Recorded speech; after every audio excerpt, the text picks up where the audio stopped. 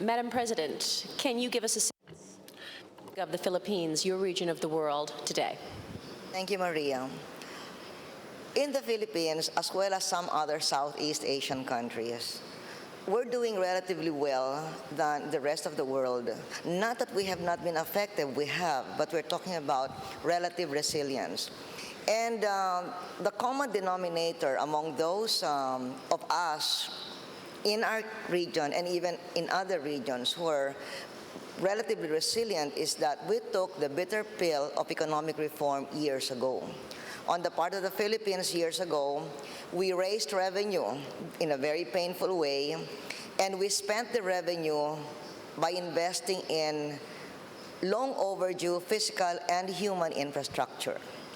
But by raising revenue and spending on those very important items, we also worked to achieve more balance in our economy, meaning we strengthened our domestic demand and therefore decreased our reliance on exports from 49% in year 2000 to, I believe it's 28.5% now.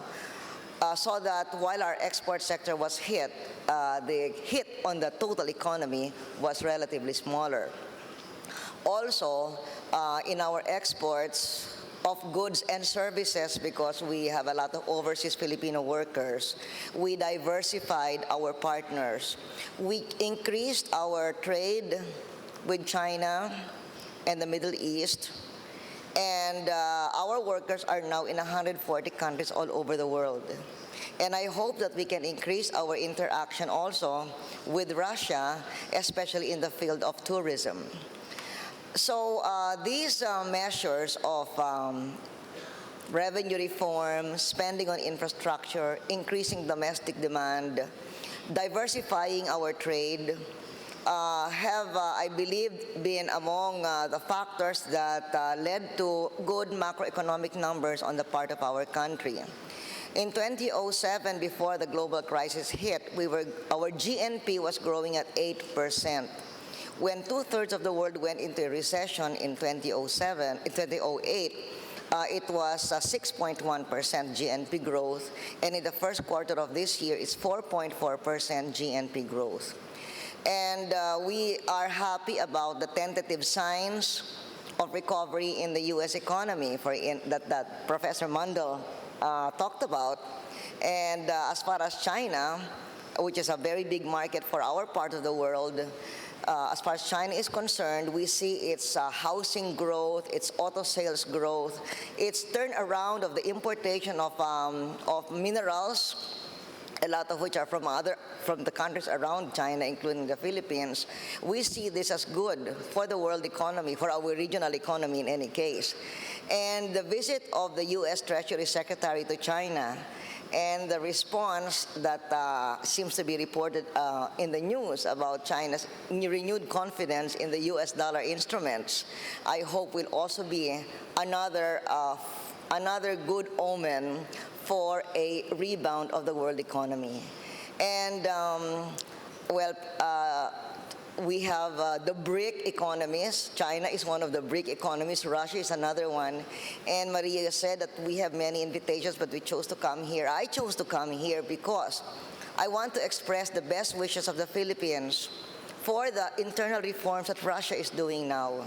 Because we believe that these reforms of Russia will, and we have the best wishes, that they will not only help Russia stave off the worst effects of the crisis, but speed up the rebound of Russia and make Russia's potential come through in the 21st century of being one of the major drivers of growth in the world economy. Thank you.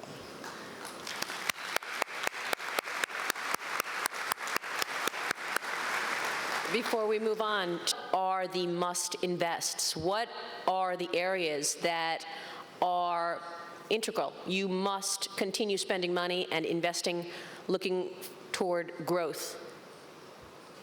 Maria, I mentioned earlier, we invested in long overdue human and physical infrastructure, and that is very important. We must continue investing in that because that is the only way by which we can we can turn over the responsibility for recovery to the private sector, because the private sector will invest if they have the appropriate human resources and the appropriate infrastructure. We also have to continue to invest in welfare, because in this global crisis, it is the poor who get hurt the most, and therefore we must give them relief.